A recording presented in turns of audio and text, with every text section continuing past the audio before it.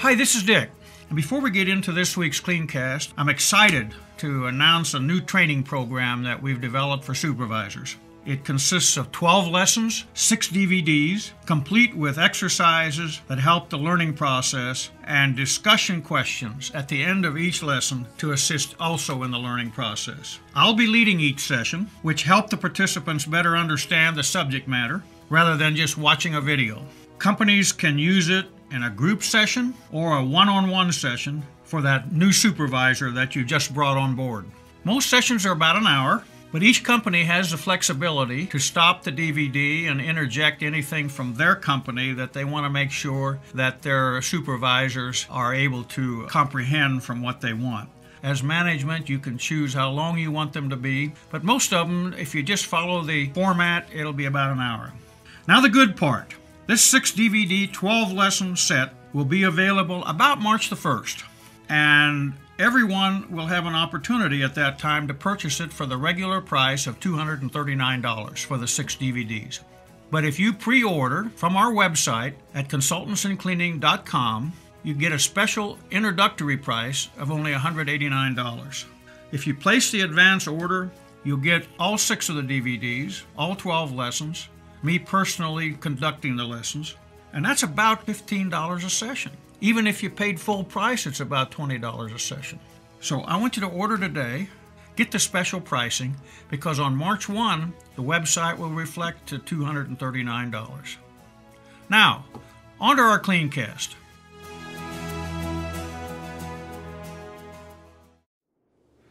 Welcome to our CleanCast today.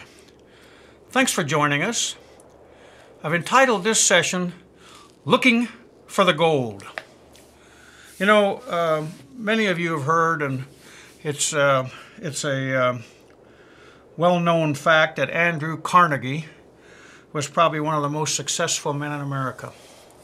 He came to America from Scotland, by the way, where when he was a small boy, did odd jobs, and eventually he became the largest steel manufacturer in the United States. So, you know, if you couldn't associate who is Andrew Carnegie, he was in the steel industry and the largest company. At one time, he had 43 millionaires working for him. Now keep in mind, this is almost 100 years ago. Think of what $1 million was 100 years ago. You know, as I said, in those days, you know, it was pretty rare to be a millionaire. In fact, my statistics here show me that, conservatively speaking, $1 million in his day would be equivalent to at least 20 million today. So there's our answer. Think about that. If they were alive today, those millionaires, they'd be $20 million. You know, and a reporter asked Mr. Carnegie one time, he said, how did you hire 43 millionaires? Carnegie responded to the newsman that when they came to work for him, they were not millionaires, but they became millionaires working for him. And of course, the reporter, next question was, well, how did you develop these men that became so valuable to you that you paid them that much money?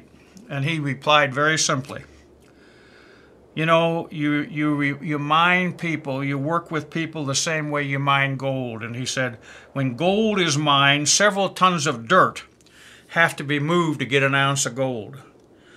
But you don't go into the mine looking for the dirt, you go into the mine looking for the gold.